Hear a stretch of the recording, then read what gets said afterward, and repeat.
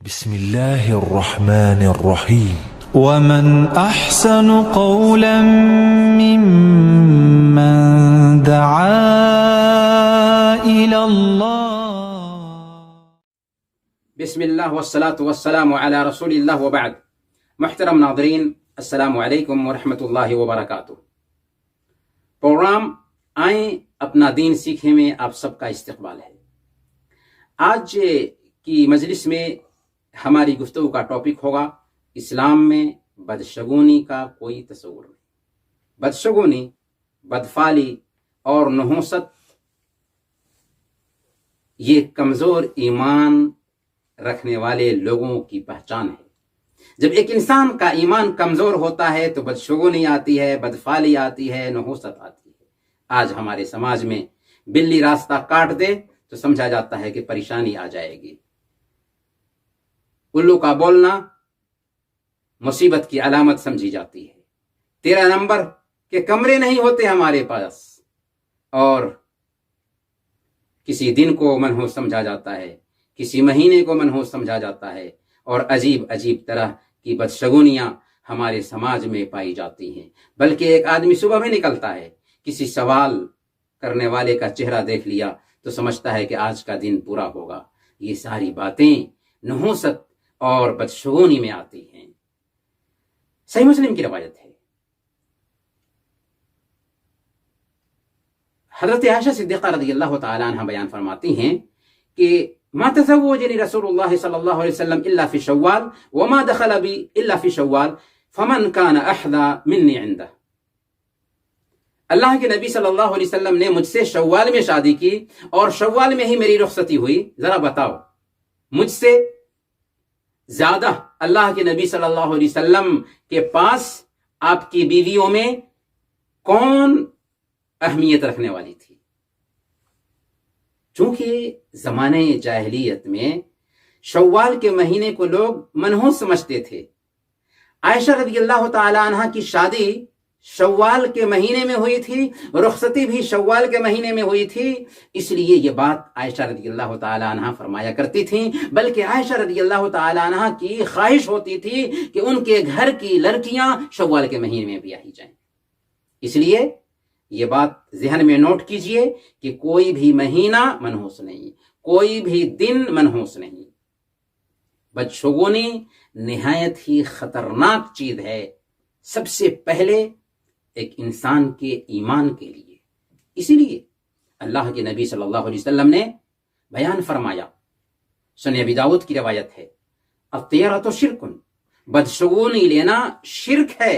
اور بزار کی روایت ہے، اللہ کے نبی صلی اللہ علیہ وسلم فرماتے ہیں، لیس منا من تطیر او تطیر لہ، وہ ہم میں سے نہیں ہے جو بدفعلی لیتا ہے یا اس کے لیے بدفعلی لی جاتی ہے۔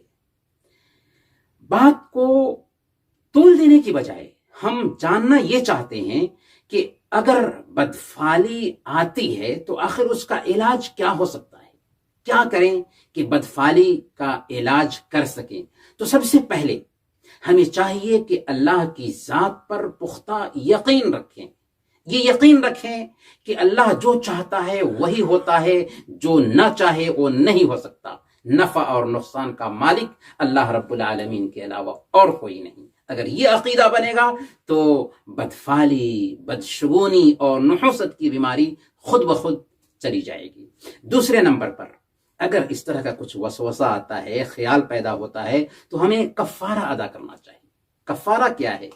مسند احمد کی روایت ہے، اللہ کے نبی صلی اللہ علیہ وسلم نے ارشاد فرمایا، من ردت الطیرۃ عن حاجتہ فقد اشرک، کہ بدفعلی نے اگر کسی کو اپنے کام سے روک دیا تو اس نے شرک کیا۔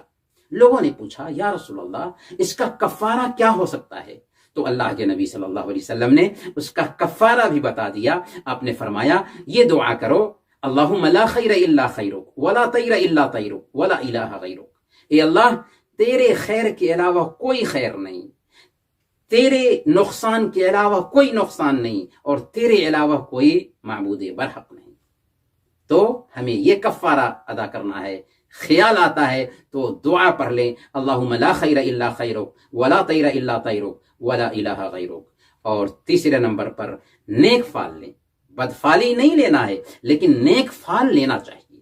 اللہ کے نبی صلی اللہ علیہ وسلم نے صحیح بخاری اور مسلم کی روایت کے مطابق بیان فرمایا لا عدوى ولا طیرة ويعجبني الفأل، کہ ایک کی بیماری دوسرے کو بذات خود منتقل نہیں ہوتی اور نہ ہی بدفالی کی کوئی حقیقت ہے.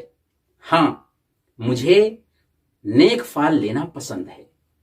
لوگوں نے پوچھا یہ نیک فال کیا چیز ہے؟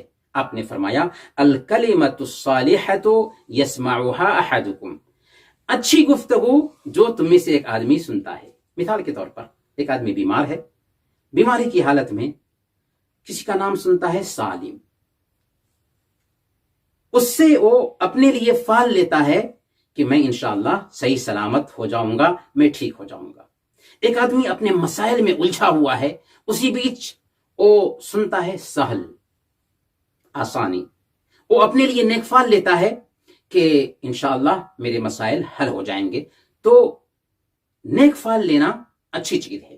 صلح حدیبیہ کے موقع سے سہیل بن عمر جب اللہ کے نبی صلی اللہ علیہ وسلم سے بات کرنے کے لیے آتا ہے تو اللہ کے نبی صلی اللہ علیہ وسلم اس کا نام ہی سن کر کے کہتے ہیں کہ چلو تمہارا مسئلہ حل ہو گیا. برکیف بدفالی سے ہمیں بچنا چاہیے، نیک فال لینا چاہیے. بدفالی کا یہی علاج ہے. اللہ تعالی ہم سب کو بدفالی، بدشگونی اور نحوست سے بچائے. وصلی اللہ علی نبینا محمد وعلی آلہ وصحبہ اجمعین.